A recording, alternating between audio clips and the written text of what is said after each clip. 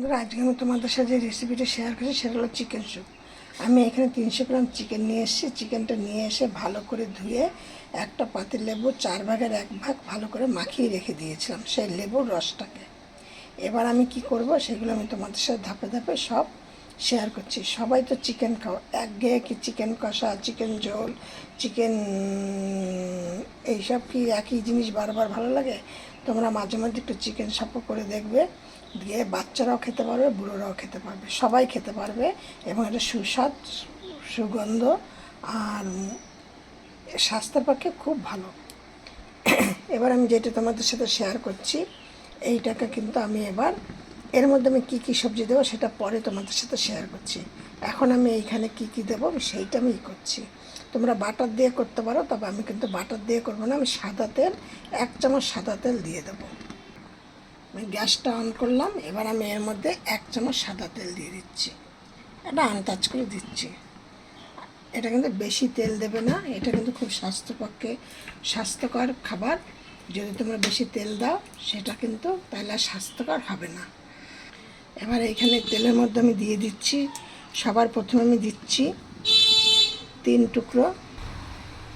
টুকরো দারচিনি, আর 2টো লবঙ্গ, 1টা তেজপাতা, আর 2টো এলাচ। একটুখানি এলাচটা মুখটা ফাটিয়ে দিচ্ছি। এবার এটা বেশ ভালো করে হয়ে গেলে একটা দেখো খুব সুন্দর একটা গন্ধ ছাড়বে।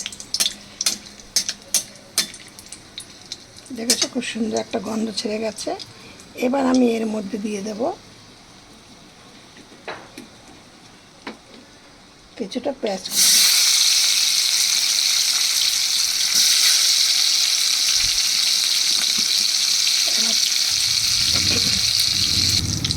এবার তোমরা এর মধ্যে দিয়ে দাও 4-5টা রসুন থেতো করে। আমি কিন্তু একটা মিডিয়াম সাইজের একটা পেঁয়াজকে 8 টুকরো করেছি। আর দিয়ে দাও কিছুটা রসুন। আমি রসুনটা কিন্তু পেস্ট করিনি। আমি রসুনটাকে একদম যত সরু সরু করে কাটতে পারবে ছোট ছোট করে, তত ছোট ছোট করে কেটে দিয়েছি।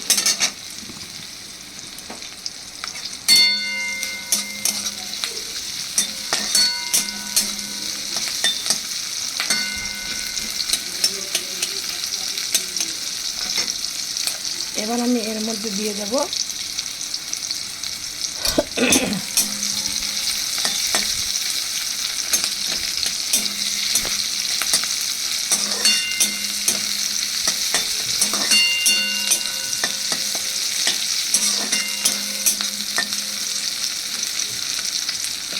দেখো এই কিন্তু পেঁয়াজের কালারটা একটু অন্যরকম হয়ে গেছে।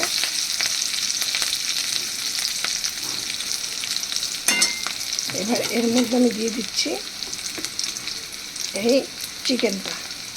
ভালো করে জলটাকে ঝরিয়ে নিয়ে চিকেনটাকে দিয়ে দেবো এর মধ্যে।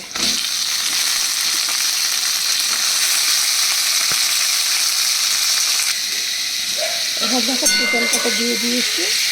এবার এই চিকেনের কালারটা একটু সাদা সাদা হয়ে আসছে। দেখো এইটা যখন প্রায় সাদা সাদা হয়ে আসবে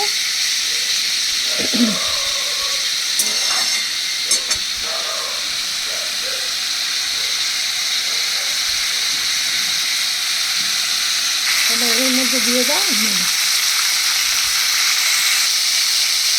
তোমাদের প্রথমেই বলেছিলাম আমি এর মধ্যে কী কী সবজি দেবো, তোমাদের মাংসটা দিয়ে আমি দেখাচ্ছি। এইখানে দিয়েছি কিছুটা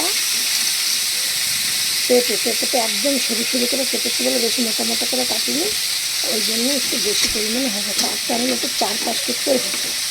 এই দেখো এরকম কেটেছি।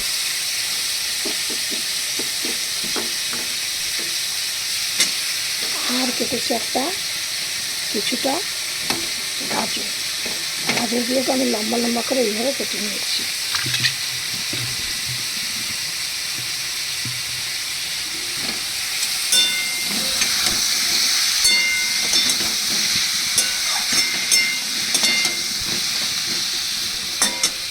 এবার দিয়ে দেবো এর মধ্যে আলুগুলো।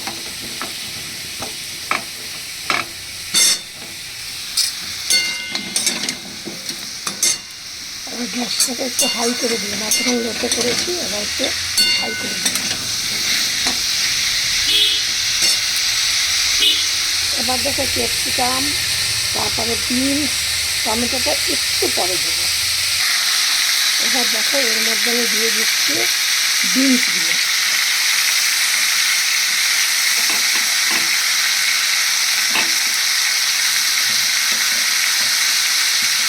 এবার তোমাদের সাথে একটা জিনিস শেয়ার করছি, তোমরা যদি ইচ্ছা টমেটো দিতেও পারো, নাও দিতে পারো।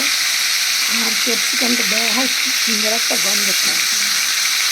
তোমরা যদি মনে করো ক্যাপসিকাম দেবে না, তাহলে নাও দিতে পারো।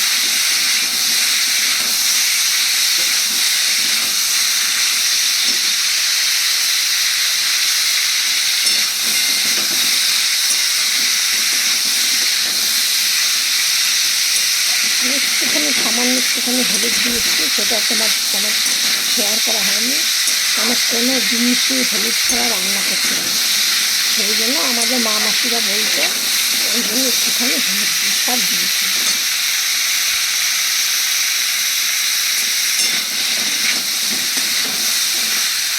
এবার এইটাকে দিয়ে দেবো চাপা, দিয়ে গ্যাসটাকে কমিয়ে দিচ্ছি।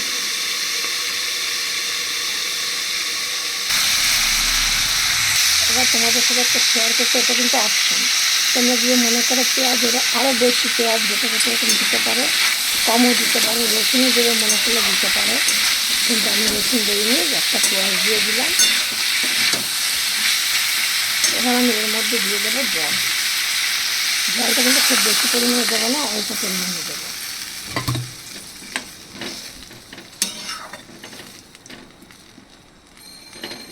এবার এটাকে আমি দিয়ে দেবো চাপা।